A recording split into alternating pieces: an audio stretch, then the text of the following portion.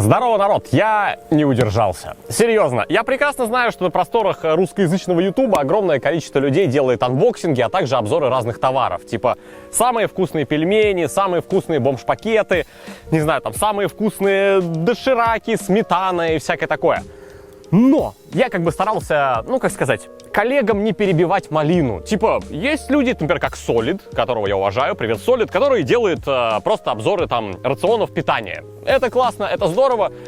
Но у меня там был один выпуск какой-то, не совсем моя тема. Но на днях я зашел в магаз и увидел тушенку за 20 рублей. А спонсор видосика — мои любимые World of Tanks. Если чё, это мой аккаунт, и у меня на нем наиграно почти 8000 боев.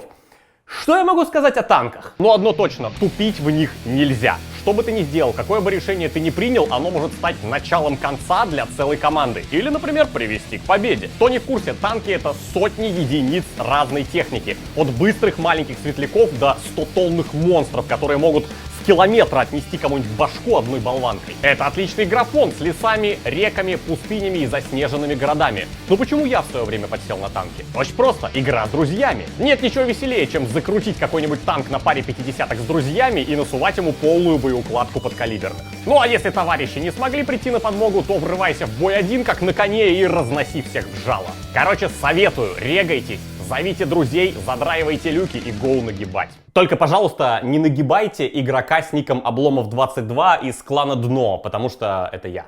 А всех новичков по ссылке в описании прямо со старта ждут особые подарки. Это неделя премиум аккаунта, это супер быстрый танк Т2 ЛТ и это 400 тысяч кредитов. Ссылка в описании. Увидите меня на серваке, не стреляй, подумай.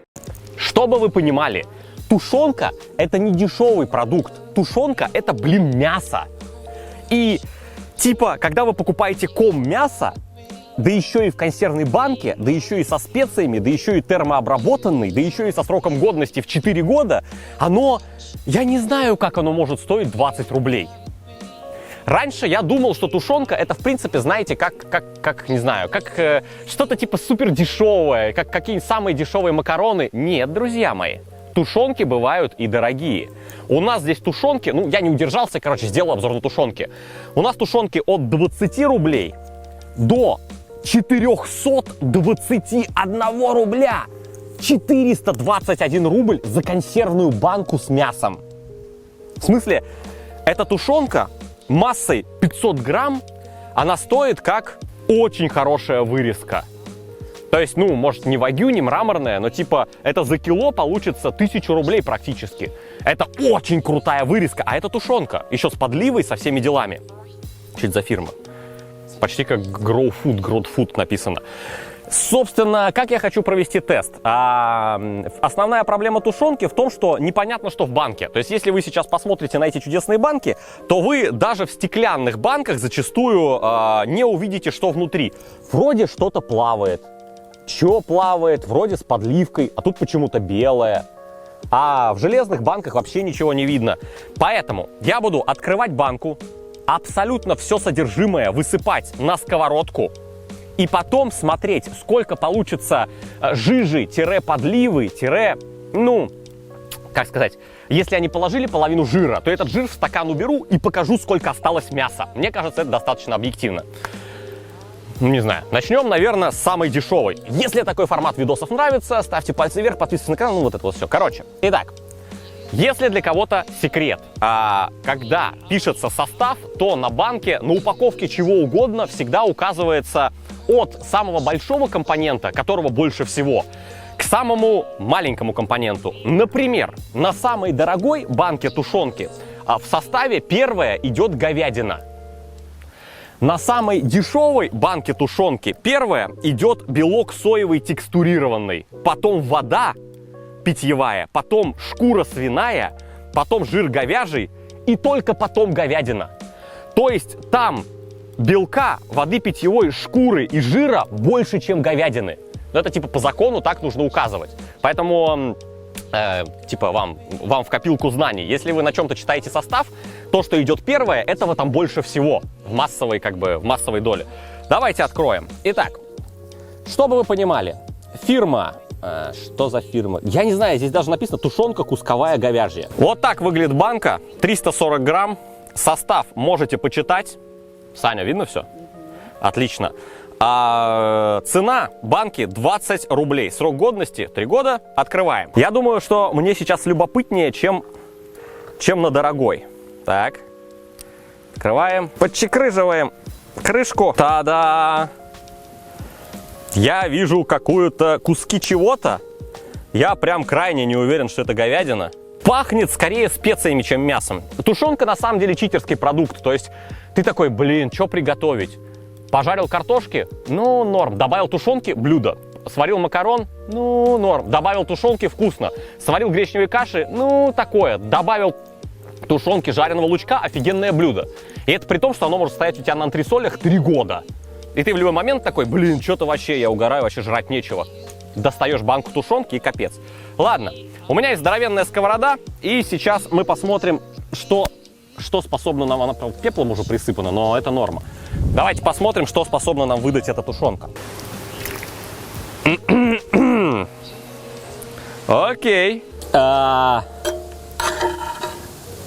Короче, то, что в этой банке, оно вообще не похоже на мясо. Здесь что-то есть, но, чтобы вы понимали, это какие-то, как сказать, это даже не волокна. Ну, короче, это соевая штуковина. Я вот так буду выгребать. Вот так буду все выгребать. И вы наглядно увидите, сколько чего в какой банке. При этом я буду вот этот чудо-жирок, подливу, или я не знаю, как еще сказать, я буду сливать в отдельный стакан. Объясню почему. В банке может оказаться как жир, так и подлива, так и вода, так и что угодно. Поэтому, чтобы понимать, какова, ну, с пеплом, но ничего, какова массовая доля чего бы то ни было, я буду делать вот так. Мне кажется, нагляднее просто невозможно. Переходим к тушенке в 3 раза дороже. 75 рублей, почти в 4 раза. Первый сорт говядина тушеная, лужская марка. Так, состав: говядина, потом жир, потом субпродукты. Вот такой вот состав. Срок годности 3 года со дня изготовления. Открываем. Так, открываем. И вот мы видим, почему я все это дело по минутке растапливаю. Потому что у вас может быть кусок чего-то, и вы такие, вроде мяса. Нет, это жир. Так, выкладываем. Ну да, еще мелочишка осталась какая-то на сковородочке. Мы, кстати, находимся под Лугой, и это называется Лужская марка.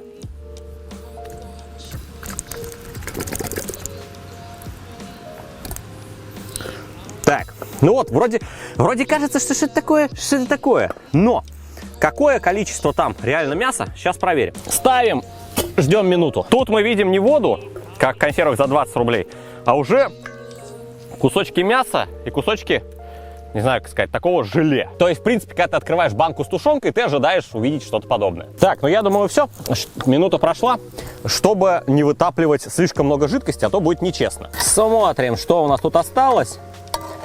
Но не чудеса на виражах, но это уже похоже на куски мяса. И это похоже на правду за 75 рублей. Запах. Вы можете видеть, насколько отличается. То есть, насколько первая тушенка не похожа на мясо вообще. И насколько эта тушенка отличается по цвету. Сливаем жижу. Так. Ну, жижи примерно столько же. Объем у них практически одинаковый, но вот здесь это какая-то резина. Я думаю, что это можно вегетарианцам. А здесь вот я раздалбливаю, и похоже, видите, волокна видны. То есть это кусочки мяса. Не фонтан, не фантастика, но это уже тушенка. 110 рублей. Говядина тушеная, высший сорт. Так, состав. Первое идет говядина, потом жир, потом лук, потом соль. Должна быть луковая штука. И смотрим. Непонятно, что видно сверху. Какая-то подлива и где-то процентов 10 здесь жира. Тоже вываливаем. Ну тут, кстати, объем гораздо больше. Но вроде тоже говядина, но она как бы такая, нифига не кусками, а каким-то фаршем, что ли. Минута на огне. Ну, тут явно видна какая-то разница в методах производства, потому что тут вот вроде и тоже куски, но какие-то они как будто спрессованные. То есть как будто они из более мелких каких-то фракций запрессованы искусственным способом в такие кусочки. Ну ладно, выглядит, в принципе, неплохо, пахнет тоже неплохо. И подлива, сколько же ее? Так.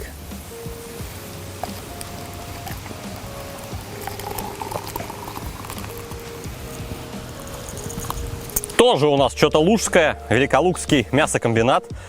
Цвет другой, все какое-то зажилированное. Так, хорошо. Состав. Свинина. Тут у нас свиняка. Сразу скажу, почему у нас здесь присутствует среди говядины, присутствует свинина. Вообще пофиг, из чего консервы. Лично мне, вот типа, из говядины это ли... Я в большинстве случаев, хотя у меня вкус, ну, не утонченный, но я типа чувствую, из чего еда. Но когда это... с лаврухой, солью и перцем, все это замешано со всеми консервантами, со всей подливой, типа волокна, мясо. Но я не могу четко сказать, свинина это или говядина. Мы на днях готовили гречневую кашу с тушенкой. И вот я принес, короче, много приготовили. Мама такая, а это свинина или говядина? Ну, невозможно так понять, поэтому по большему счету пофигу. Короче, тут в составе идет сначала свинина, а потом уже соль, перец, лист лавровый. Здесь на самом деле практически ничего нет. Здесь свинина, соль, перец душистый, натуральный молотый, лист лавровый. Хотя, кто его знает, свинина это копыта тоже, уши это тоже свинина. Смотрим, что у нас здесь. По-моему, примерно то же самое, что и предыдущее, но ладно, на огонь. Бэм!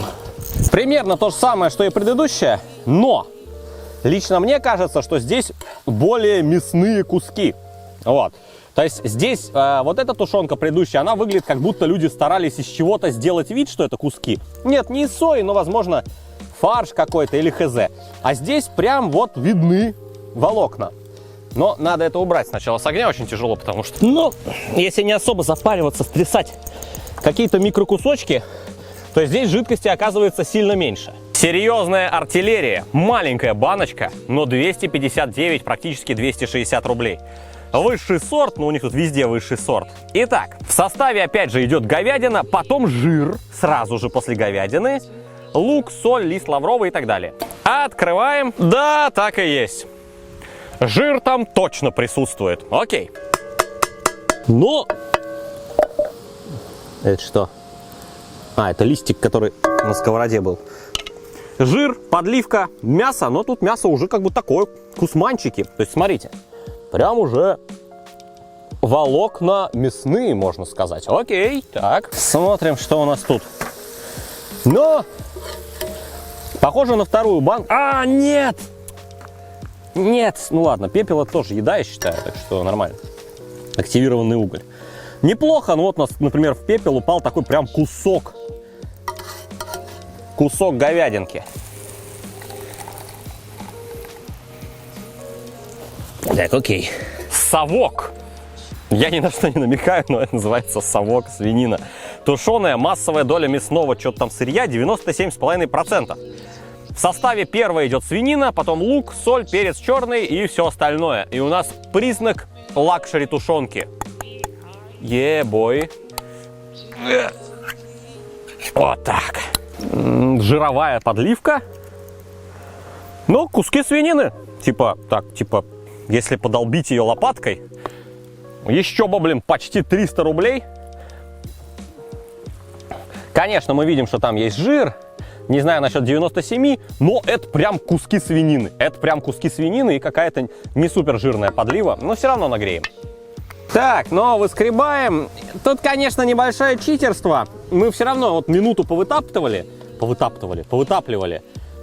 Видна свинина, но она все равно с такими, знаете, кусманами. Видите? Такая с кусманчиками сальца все равно. То есть оно не вытапливается до конца. Но куски мяса видны. И заключительная тушеная говядина за 421 рубль. Гродфуд. Сделано в Беларуси. Ну, батька же не будет, правильно, плохо делать. Это ж так. Так, состав. Говядина, лук репчатый, сушеный, соль поваренная, пищевая йодированная, перец черный, лист лавровый. Тоже 97,5. Ну и срок годности 4, между прочим, года. Хо-хо! Мы открываем, и мы никакой вот подливы, кусков жира, вот микрокусочек, мы прям видим говядину, шмат говядины, чтобы вы понимали, прямо волокнами, прям волокнами кусок говядины, вот прям, не знаю, видно или нет. Понятно. Чтобы вы понимали, за эту цену можно сходить в дешевое, ну, недорогое какое-то кафе. Можно нормально посетить KFC или Макдональдс. Или купить 2,5 здоровенных двойных шавермы. Типа по 160 рублей, там хорошие, в общем, шавермы в лаваше, все дела. Либо купить одну банку 4-годичной гротфудовской тушеной говядины. Ну, это тип слепленная говядина. Ну, да. Тут даже и растапливать нечего. Но плотные комья волокон. Здесь кусок лаврового листа. Белоруссия. Что? Беларусь. Слушай, как не оскорбительно говорить? Беларусь. Ну вот кусочек какой-то кожицы есть. Ну, все равно по минуту порастапливаем, мало ли оно исчезнет все. Финальная тушенка практически за пятихатку, куски мяса без всякой фигни. Ну и вот слой жирца отслаивается совсем маленький. Буквально сантиметр, да и как бы это можно считать подливка. Ну, еще бы, блин, за пятихатку. Настало время дегустации. Сейчас я, возможно, скажу крамольную мысль какую-то, но вот эта тушенка, которая за 20 рублей, она вызывает у меня очень смешанные чувства. Пожалуйста, не нужно все сводить к политике, не нужно меня там записывать в ватники или либерасты, неважно, типа, пофиг.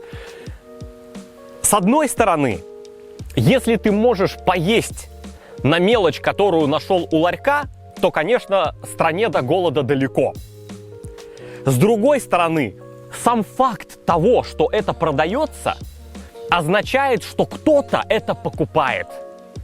И ужасает меня тот факт, что это, видимо, не только бомжи. Возможно, вы в комментариях мне напишите, вы знаете хотя бы одного человека, который покупает тушенку. То есть я не знаю, может этот человек настолько тупой, что он предполагает, что там есть мясо. За 20 рублей. Типа банка колы стоит дороже, пачка сигарет стоит в 5 раз дороже. Сейчас чупа-чупсы, сколько стоит чупа-чупс сейчас? 10 рублей, 15, сейчас чупа-чупсы, блин, дорогие.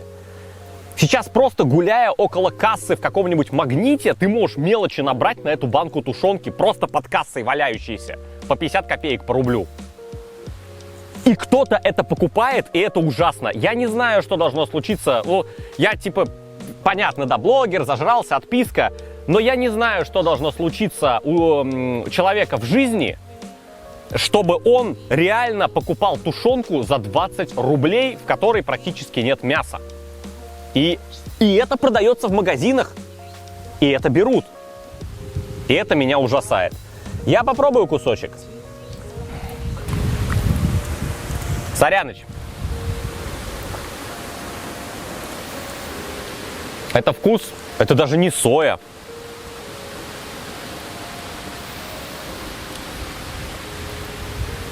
Народ, это прям очень плохо. Это какой-то вкус, не знаю, солоновато-кровянист, сырой, соево-соленый текстурат. Народ, это нельзя есть. Ну, как сказать, если бы я сейчас не жрал 3 дня подряд, я бы сожрал, наверное. Следующая тушенка. Пробуем кусочек. Не особо вкусный тушняк. Видно, что в мясо что-то подмешали, то есть какой-то жир, ушки, что-то есть. Но, безусловно, вот это, положив на хлеб и полив масиком, съесть можно. 75 рублей за банку. Другое дело, что здесь практически все. Вот прошло сколько-то минут, народ, чтобы вы поняли. Это просто Смотрите, народ, смотрите. Что это значит, вы поняли. Ну, а тут еще хуже. Это даже не жир, это вообще непонятно что. Следующая тушеночка. Тут, как я уже сказал, вроде и мясо, а вроде... То есть вроде есть волокна, а вроде оно как будто через мясорубку пропущено. Странно, но несопоставимо вкуснее, чем вот это. Здесь чувствуется больше лучка, лаврушечки, специй. Я не могу сказать, что я жую мясо. Это вкусненько. Но на огромную банку мы получаем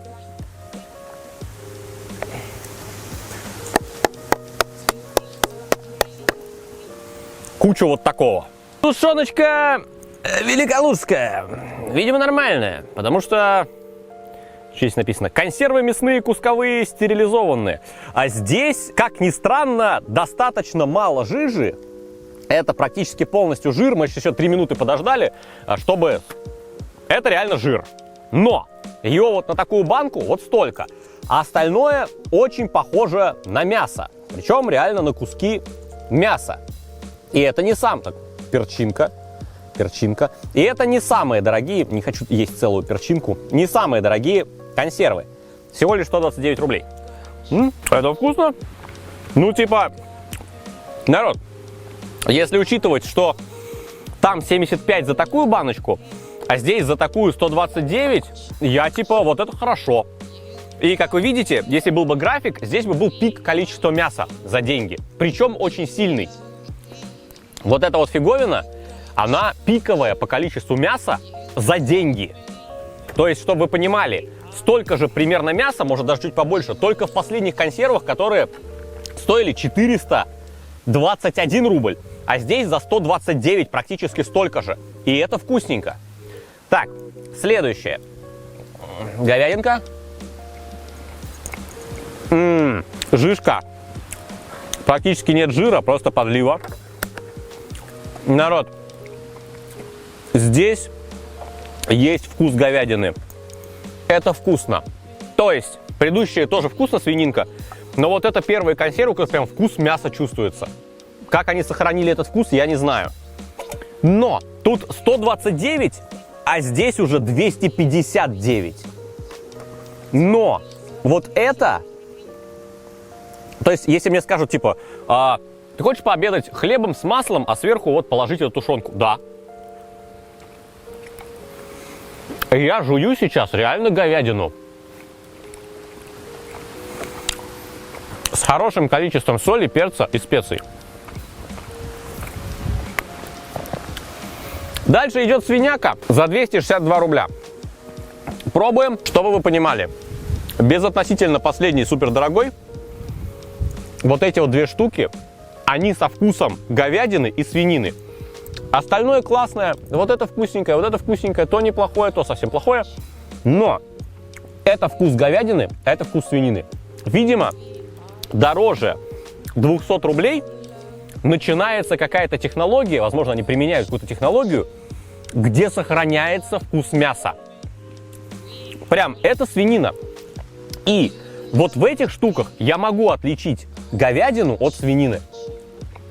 Это говядина, это свинина, на вкус это чувствуется. В остальных не так. Ну и самое дорогое. Тут прям шмоты такие. Давайте я возьму какой-нибудь кусок. Вот, хочу вот этот кусок. Практически как будто ее только что потушили. Нет жира. Вообще здесь жир не отслоился. Даже 10 минут мы подождали. То есть это подливка. Не просто какой-то дешевый жир, а подливка. Чтобы вы понимали, на одной из самых дешевых вот до сих пор лежит такой желированный ком. Здесь как бы вот просто он... Тут все лежит при одинаковой температуре. Просто практически кусок сала. Скажу вам так. А вы знаете что? Здесь банка-то поменьше. Поэтому вот эта штука, она по вкусу практически как вот эта. Просто здесь дороже и больше банка. Вот и все. Вердикт какой? Да нет никакого вердикта. Просто когда цена поднимается больше сотки, уже образовывается вкус какой-то. Когда она за 200 рублей, вы уже даже свинину можете отличить от говядины, и она будет реально с такой с подливкой, вкусной, со специями, со всеми делами. Когда она поднимается там под 300 рублей, это прям уже тот продукт, который можно кушать, наверное, каждый день. То есть я такую банку к макаронам добавлю, съем после качалочки, после там пробежки, без опросов. Это просто вкусно, реально вкусно. Не типа, у меня нет денег, поэтому я съем макароны с солью, а типа это вкусно. Что касается первой банки, я не знаю, мне кто-нибудь напишет в комментах, конкретно кто-нибудь знает хоть одного человека, который такое ест? Это даже вегетарианцы есть не станут. Огромное спасибо всем, кто ставит пальцы вверх. С вами был славный дружа Обломов. Кушайте много, кушайте вкусно. Если такой нравится формат, поддерживайте комментарием и лайком. Всем пока.